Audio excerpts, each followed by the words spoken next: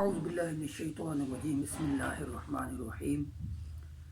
ومن يعظم شعائر اللہ فإنها من تقوى القلوب۔ اسلام کے بہت سے شعائر ہیں، جن شعائر میں سے ایک شعار ہاتھ ملانا ہے، اور موجودہ جو صورتحال ہے، کیونکہ اس صورتحال میں کرونا وائرس کی وجہ سے ہاتھ ملانا یہ ایک نقصان کا خدشہ ہے،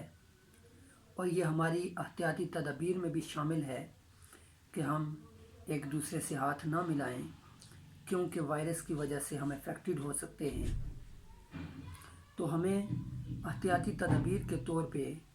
اس چیز سے روکا گیا ہے، اور بعض احباب جو ہیں وہ ہاتھ ملاتے ہیں اور وہ کہتے ہیں کہ ہمیں ہاتھ ملانا چاہیے کیونکہ یہ اسلام کا شعار ہے اور یہ حضور کی سنت ہے۔ تو یاد رکھیے گا کہ ہاتھ ملانا نہ ہی فرض ہے نہ ہی واجب ہے، بلکہ یہ حضور صلی اللہ علیہ وسلم کی سنت ہے۔ اور اگر صورتحال ایسی پیدا ہو جائے کہ جہاں پر نقصان کا خدشہ ہو، اگر سینیریو ایسا کریٹ ہو جائے کہ جہاں پر ہمیں خدشہ نقصان ہو، اپنی جان کا خطرہ ہو کہ ہاتھ ملانے سے ہمیں نقصان ہو سکتا ہے، تو ایسی صورت میں ہاتھ نہ ملانا یہ بھی حضور صلی اللہ علیہ وسلم کی سنت ہے۔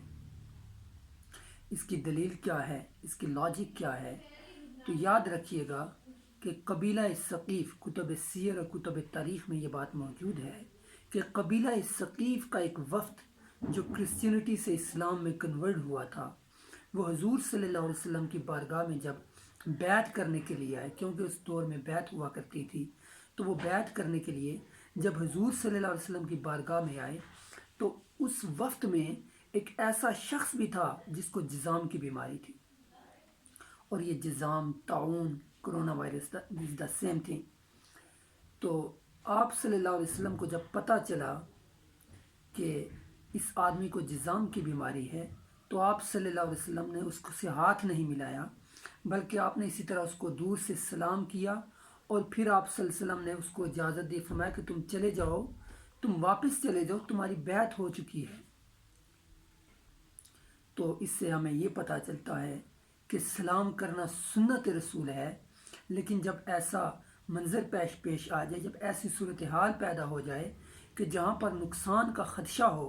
تو وہاں پر ہاتھ نہ ملانا یہ بھی حضور صلی اللہ علیہ وسلم کی سنت ہے۔ اور ہم کیا کرتے ہیں، ہم سلام ہمارے معاشرے میں اس موجودہ جو صورتحال ہے، اس صورتحال میں ہم شاعر اسلام کا مذاق اڑا رہے ہیں، اور وہ کس طرح کہ ایسے کنی کے ساتھ ہم بہت سے لوگ ایسے کر کے سلام کرتے ہیں۔ تو یاد رکھیے گا کہ یہ اسلام کے ساتھ ایک مذاق ہے، شاعر اسلام کے ساتھ مذاق کرنا ہے، کہیں پاؤں سے ملا رہے ہوتے ہیں، نہیں، بلکہ آپ اگر سلام کرتے بھی ہیں تو دور سے آپ سلام کہہ دیں، السلام علیکم، وعلیکم السلام، اور اگر کوئی آپ سے ہاتھ ملاتا بھی ہے تو آپ حضور کی سنت سمجھ کے ہاتھ ملا لیں،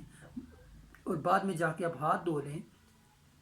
کیونکہ ایک بندہ کہ اب آگے ہاتھ کرتا ہے، دوسرا ہاتھ پیچھے کر لیتا ہے، تو یہ ایک دل توڑنے والی بات ہو جاتی ہے، دوسرے بندے کا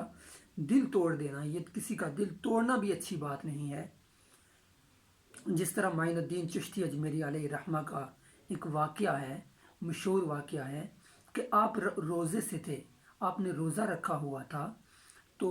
دن کے وقت کوئی ان کا مریض کوئی کھانا وغیرہ لے کے آیا، اور بڑی خلوص کے ساتھ لے کے آیا، تو وہ اس نے آ کے کھانا پیش کیا، تو آپ نے جو ہے وہ خلوص اس کا دیکھ کے آپ نے کھانا شروع کر دیا، آپ نے کھانا شروع کر دیا۔ کھا چکے مریدوں نے کہا کہ حضرت آپ کا تو روزہ تھا، تو آپ کا روزہ تو ٹوٹ گیا ہے۔ تو آپ نے فرمایا کہ مجھے پتہ ہے کہ میرا روزہ تھا، لیکن میں نہیں چاہتا تھا کہ اس آدمی کا دل ٹوٹے، روزے کا کفارہ ہے لیکن دل ٹوٹ جائے، اس کا کفارہ نہیں ہے۔ تو ہمیں جو ہے وہ اعمال صالحہ کی اللہ تعالیٰ توفیق عطا فرمائے، وما توفیقی الا باللہ۔